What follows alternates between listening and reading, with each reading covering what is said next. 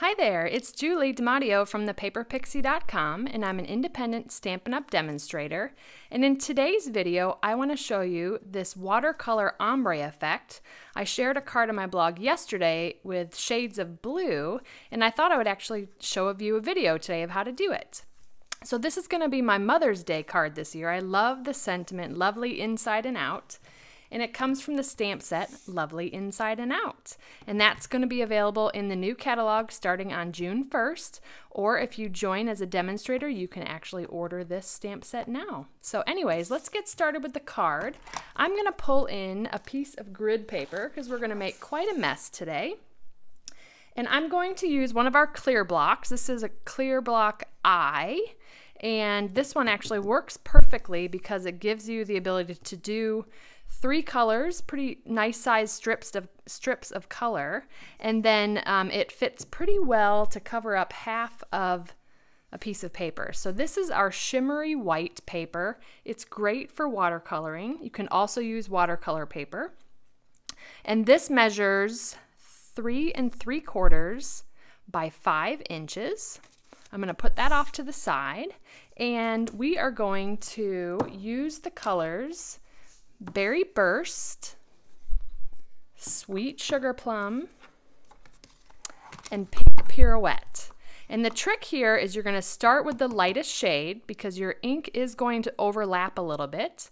And by starting with the lightest shade, you're not going to worry about messing up your other ink pads. So we're going to start with, leave these out, Pink Pirouette.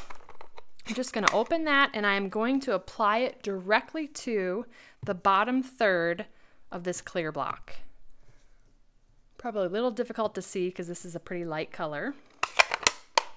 Next, we're going to use Sweet Sugar Plum, and I'm going to start really at the second third.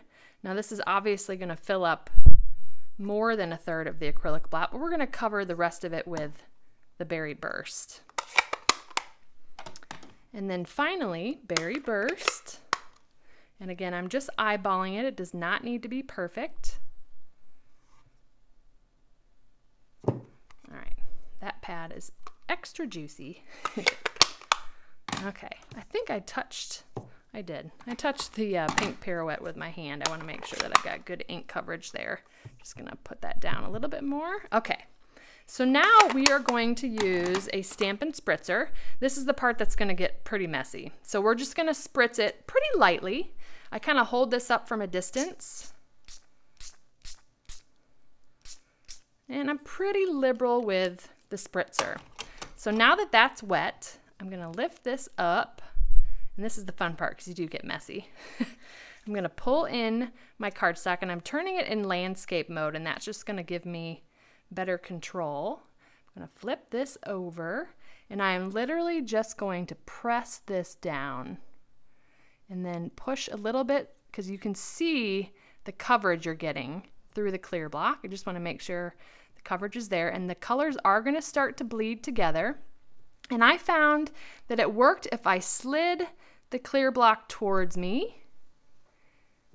Okay. So we're done with the clear block. Obviously, put it somewhere that's not going to make a mess. And then I'm going to use a paper towel.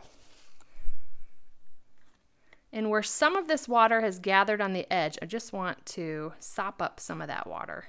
And I'm starting with the lighter color because I just don't want to transfer the darker color over that light color. And that looks pretty good. I love the effect of it. So we're going to let that dry. It's not going to take too long to dry. And we can get rid of the grid paper. Get that out of the way. And I'm going to set that off to the side to dry. All right, so now let's prepare the card base. I'm going to use Sweet Sugar Plum, and this measures 11 inches by 4 1/4, and it's scored in the middle at 5 1/2 inches, or you can certainly just fold it in half. Now the trick with scoring is you're going to fold away from the score line. So this is the valley. I'm folding away from it. I'm going to use a bone folder.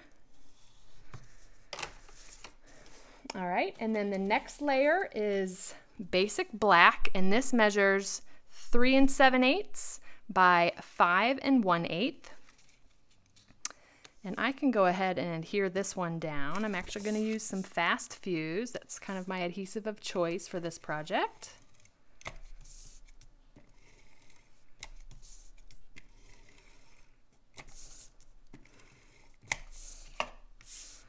Go ahead and center that.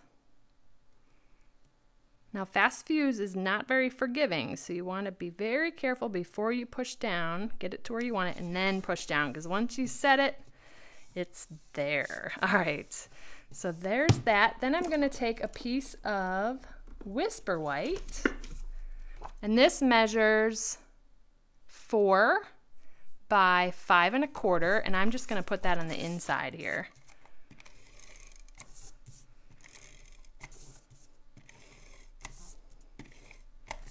And that just gives a nice writing surface for the inside of the card. Okay. All right, so pretty much the card base is ready to go. This piece is pretty dry. I think we can go ahead and stamp on it. We are going to use, again, the lovely Inside and Out stamp set, and I'm going to use the basic black archival ink.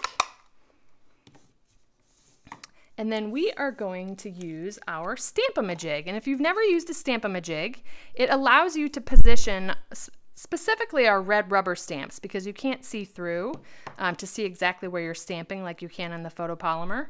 But you would stamp, let me show you real quick how to do it. You would line up this piece that you get both the clear sheet and this little handheld piece, and you're going to line up the clear sheet with the Stamp-A-Majig, and that's where you would ink up your stamp and stamp it down on the clear sheet. Okay, I've already done that for both of those stamps. So then what you do is you take the clear sheet and you position it on your card where you want the sentiment to go. Let's see. Okay, then you put that Stamp-A-Majig again in that corner, and using your thumb and your fingers, you're going to hold that in place. Be careful not to move this. I'm going to go ahead and ink my stamp set. And I'm looking at it to make sure I've got good ink coverage. And then you're going to line up that acrylic block in the corner there, and it's going to go right where you think it's going to go. Yay! All right, now that's not quite dark enough. But the nice thing about the Stamp-A-Majig is I know that this is going to go in the same spot. Ah, perfect. Okay, next, make sure that ink is dry. I'm going to go ahead and line up the bottom sentiment, the Inside and Out. And we're going to do the same thing, line up that Stamp-A-Majig, pull the clear sheet away, ink up our stamp set, put it in the corner, and stamp down. Yay, right where I wanted it to go. Okay, perfect. All right, I do have one more thing I forgot to do on this card. We are going to put a little bit of spritzing on there. I'm going to bring back my grid paper because this is going to make a mess again. And we're going to use Berry Burst. This is a Berry Burst Stampin' Write marker. We're going to use the thick side, so the brush tip side. And I'm going to, using my cap, I'm going to flick ink onto my project. Yay, I love this. I love this so much. I do this on a lot of my projects. Okay, I like that. All right. Now we are going to, I'm going to let that dry for a second. So I'm going to just push it down on my paper to sop up some of that ink. Okay, great. Now I'm going to adhere this to the front of the card. And I really want to use Fast Fuse on this piece because it's a little bit warped from the water we used. And that will just ensure that it lays flat. And then we're going to go ahead and line that up. Now the basic black has a very thin sliver of a border. And I'm not sure if you can see the shimmer on this card on video, but I love the shimmery white. It is some of the most beautiful cardstock we have. I don't know, I think you can see it a little bit there. Look, isn't that beautiful? Oh, I love that. Okay, now to finish off this card, we're gonna add a few rhinestones. It adds just the right amount of bling. All right, and I use my paper piercing tool to easily pick those up. I like to work in threes. So put one there. And I just kind of eyeball it. There's really no method to my madness. And then we'll throw this one down here, I think. So pretty. I'm excited to send these out for Mother's Day. Of course, I'm doing it the last minute, but that's how I do everything. Anyways, so that is what I'm calling the watercolor ombre technique. And again, this was using Berry Burst, Sweet Sugar Plum, and Pink Pirouette. Just a beautiful color combination. And I just love this effect. This is a quick and easy card to do. It makes you look like an artist, and it just is a beautiful effect. So if you liked this video, please consider subscribing to my channel. And I'd love for you to check out my blog, thepaperpixie.com, where I post Monday through Friday. And there's an option to subscribe to my blog posts, so you'll get those in your inbox each time I send out a post. So thank you so much for stopping by. I hope you have a beautiful and blessed day. Take care.